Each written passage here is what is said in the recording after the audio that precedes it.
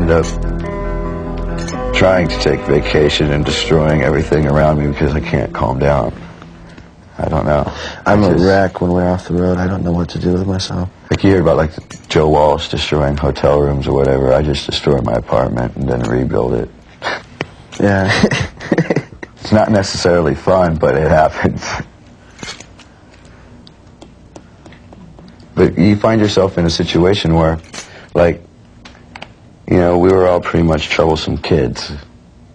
And now, a lot of the things that you used to do as a kid for fun that you might have got away with, you're not going to get away with now. And also, they might be stupid things. So, I don't know, it just escalates into a point where, you know, it's like throwing a TV out of a window is boring. Let's see if we can drive a car off the roof, you know. Put a brick on the pedal.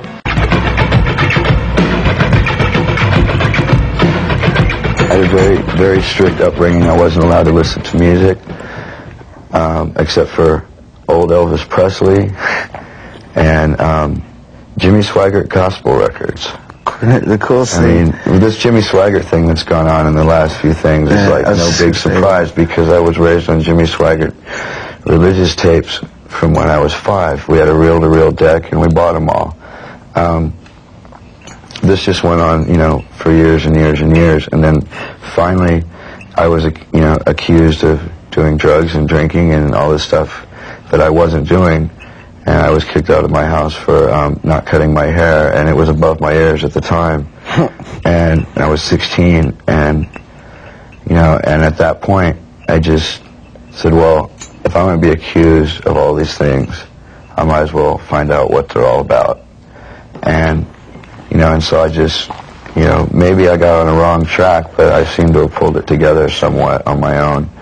And it took a long time, and it's still, even to this day, I still have to deal with, you know, coming to grips with certain things that happened during my childhood and certain things I wasn't allowed to do and allowed to hear and everything like that. So I'm still exploring every field of music I possibly can.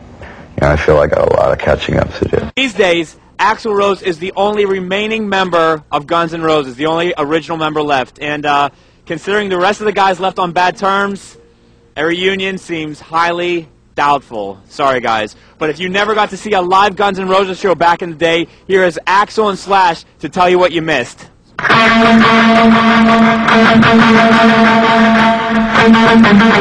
Live playing is 50% of what we are about as far as a band, maybe even more than that.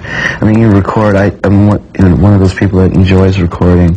You know, even though we've only done it seriously once, I mean, I like to put everything into it. And then to go out and play it live is, you know, the other half of the other side of the coin, you know. It's great. I mean, it's the best. Playing in front of a crowd that's, you know, really enthusiastic is one of the best feelings you can ever have, you know. It's the most fun. It's great.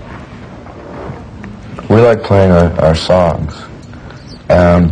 Also, it's like, you know, I give the light people and everybody a hard time because I don't like to follow the set list because I like to go off the feel of the band and the feel of the crowd and like what I think the band's going to be able to play the best and go for the best vibe with the crowd, you know. So it makes every show just a little bit different, and we never know how we're going to end the show. I mean, we never know if we're going to do an encore or we're going to play for a long period of time, or if, as the case happens a lot of times, if I'm going to get like pissed off and leave. Because something always happens at the end of a show for me for some reason. I don't know why. It's like the last song, something happens. You can see on the live MTV thing, it's like, you know, everything was pro except this monster man that didn't have a clue of what was going on, and the crowd's hearing the show, everything's great. We're hearing spaceships land on stage, backwards echoes. I was like, what's that? Screaming feedback, you know, the drummer doesn't know Steven doesn't know what's going on, you know. Finally, I tried to nail the monster man with my microphone, and my tour manager moved, and I nailed him. So, but you can, you know, that was messy. Yeah. But it leaves for some excitement. People never know what's going to happen, you know, and they never know if I don't come back, it's like, Axl OD'd. or what happened.